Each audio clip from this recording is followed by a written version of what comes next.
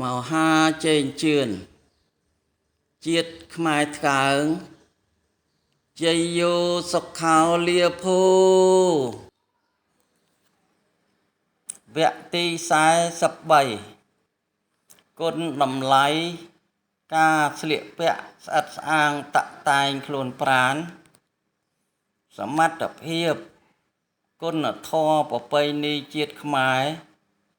គឺជាទំនៀមពូជពង្សដំណរវង្សត្រកូលតរៀងរហូតមកនឹងមានលក្ខណៈគួរឲ្យគោរពគឺជាកំណប់នៃសេចក្តីល្អរុងរឿងអនេកអណៈនិងមានគុណភាពវិសេសខ្លាំងណាស់គួរឲ្យស្ញើចសរសើរប្រពៃណីដូនតាជាតិខ្មែរ